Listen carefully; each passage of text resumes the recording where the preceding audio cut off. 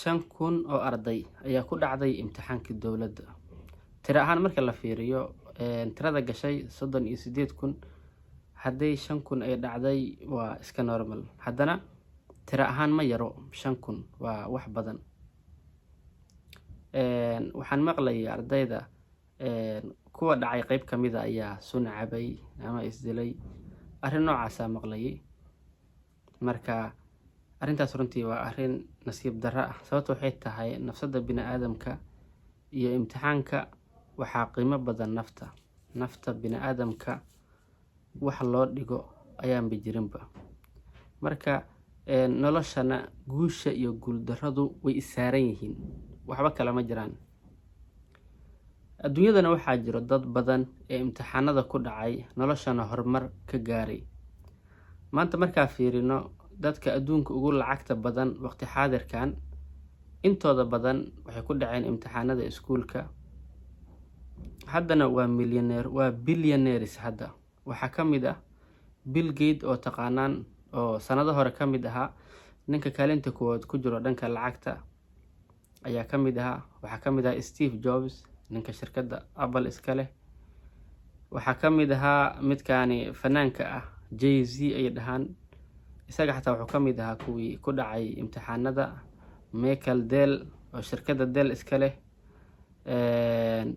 Larry Ellison. Adiga dhowr qof ayaa jiro oo maanta billionaires ah, haddana imtixaanada ku dhacay. Marka yaa guul dareystay, ma kuwa imtixaanka ku baasay mase iyaga oo imtixaanka ku dhacay? Runtii qof walba oo bini'aadam ah maalin maalmaha ka mid ah guul darrada wuu dhadhaminaa. Laakiin waxay ku xiran tahay waqtiga aad guul darrada dhadhaminaysid iyo sida reaction-kaaga uu noqdo markaad guul dareysatid. Ma waxaad noqon doontaa qof meeshiisa fadhiya, ee fadhigiisa iska fadhiya, ee runtii adduunyadu ay ku gadoonto, mise waxaad noqon doontaa qof fadhiga ka kaca, noloshiisana horay u sii wata. Sanadkii lasoo dhaafay waxaa jiray arday imtixaanka ku dhacay sanadkaana kaalmaha ugu horeeya ku jira. Marka noloshu waxay u baahan tahay halgan iyo dadaal ayay u baahan tahay. Macnaheedu ma ahan kuwa baasay inay ka dadaal badan, yacni ay ka fiican yihiin kuwa dhacay.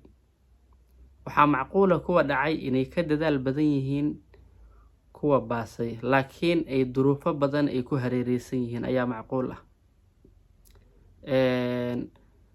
Macnaheedu ma ahan qofka imtixaanka ku dhacay inuusan dadaalin. Wuu dadaalay, laakiin waa laga dadaal badnaa. Sidaas ayaan u qeexaynaa. Qofkani wuu dadaalay, laakiin waa laga dadaal badnaa. Runtii muddo 10 sano in ka badan ayaan ku jiraa mihnada macalinimada. Marka waan garanayaa ardayga marxaladaha uu maro, waan garanayaa. Waxaan ogahay ardayga qaabka uu u fikiro, wax badan ayaan ka garanayaa. Waxaan garanayaa muhiimadda ardayga ay u leedahay imtixaanka inuu ku baaso, iyaduna waan garanayaa. Laakiin haddii aad imtixaan ku dhacdid, reaction-kaaga muxuu noqon doonaa? Ma gaari aad isku dhigi doontaa, ma isdili doontaa, ma qol ayaad dhexda ka soo xiran doontaa? In imtixaan lagu dhaco waa wax iska caadi ah, ma ahan wax big deal ah, ma ahan. Boqolaal qof ayaa imtixaanada ku dhacay, haddana dib u soo daraaseeyay, wax badan ka bartay. Guul darradu waxay ku baraysaa wadada guusha. Hadda ma garanaysid intaadan guul dareysan, wax khibrada uma lihid halka ay guusha ka xigto. Laakiin maalinka aad guul dareysatid, waxaad baranaysaa meesha ay guusha ay ka xigto. Nolosha caadiga ah, imtixaanadeeda xataa dad ku dhaca ayaa jira, laakiin casharo badan ka barta. Muhiimadda guul darradu waxay tahay sida adiga reaction aad u samaysid. Markaad guul dareysatid kadib, ma meeshaadaad fadhin doontaa, mise intaad dib u noqotid aad isoo diyaarisid ayaad kadib guuleysan doontaa. Waxaa jiro arday badan markay imtixaanada ku dhacaan kadib isku daya inay nolosha xamaalka ay galaan. Qaarkood ay tahriibaan, qaarkood ay ciidamada qortaan. Laakiin taasi xalka noloshaada ma noqon doono. Xalka noloshaadu waxay tahay waxaasi aad ku guul dareysatid waa inaad dib ugu noqotaa, aad soo daraasaysaa, kadib aad ka guuleysataa. Haddaad ka guuleysatid, noloshaada dambe waad guuleysan kartaa. laakiin haddii wadadaasi aad qaadid oo aad tahriibtid adigoo og maskaxiyan inaad guuldareysatay, noloshaada inta ka dhiman waad guuldareysan doontaa.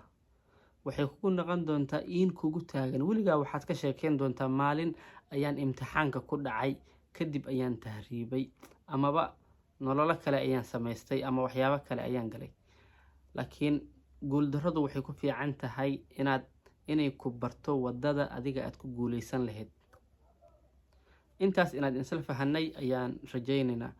ardayda guuleysatay waxaan u rajaynayaa horumar aad iyo aad u wanaagsan, inay nolosha meel fiican ka gaaraan insha Allah u rajaynayaa. imtixaanada dambe ay geli doonaan waxaan rajaynayaa inay ku guuleystaan. kuwa guuleystay xataa waxaa jira kuwo caqabad ah. sababtu waxay tahay haddaad guuleysatid laakiin aad ku guuleysatid dhibco aad u yar, waxaa ka wanaagsan inaad dhacdid kadibna aad soo daraasaysid ayaa ka wanaagsan. laakiin hadday dhibco aad iyo aad u yar ay meesha ay ku saaran yihiin, iyadana saameyn nololeed ayay kugu yeelan doontaa. sababtu waxay tahay dhibcahani waxaad tusi doontaa caruurtaada oo waxaad u sheegi doontaa sababta aad dhibcahani u keentay. way ku weydiin doonaan, waxay ku dhihi doonaan naabe waa sidee dhibcahani hoose. laakiin haddii dhibcahaagu ay dhibco fiican yihiin, caruurtaadu waxay u noqon doontaa dhiirigelin. waan dareemi karaa ardayda Soomaaliyeed caqabado badan ayaa ku hareereysan. qaarkood markay yar yihiin juhdi iyo dadaal badan lama gelin. qaarkood duruufaha ayaa ku kalifay inaysan waxbarashada xilli hore aysan soo gelin, kadib ay isku dayayaan inay waxbarashadu ay ka daba tagaan. marka duruufo badan ayaa ku gadaaman ardayda Soomaaliyeed. waxaa laga yaabaa duruufo dhaqaale inay jiraan mararka qaarkood. waxaa laga yaabaa duruufo kale ama baahiyo kaleetood inay jiraan ayaa macquul ah. laakiin waxaa waaye noloshu waa halgan. nolosha lisma siiyo, waxay u baahan tahay dadaal iyo halgan ayay u baahan tahay. marka dadka biniaadanka badanaa waxay la jiraan dadka guuleystay ayay la jiraan, dadka guuldareystana lamay jiraan. maalinkaad guuldareysatid waxaad ogaanaysaa dad badan oo aad u malaynaysid inay saaxiibadaada yihiin ayaad waxaad arkaysaa inay dhanka kale kasoo safan doonaan. sanadkani wuxuu kaga duwan yahay sanadihii hore. sanadkani kaalinta koowaad waxaa gashay gabar. sanadihii hore halka ay geli jireen rag badan ayaa isweydiinaya siday ku dhici kartaa inay gabar kaalinta koowaad ay gasho. laakiin waxay moogyihiin gabadhu maskaxda mala ah dumarku.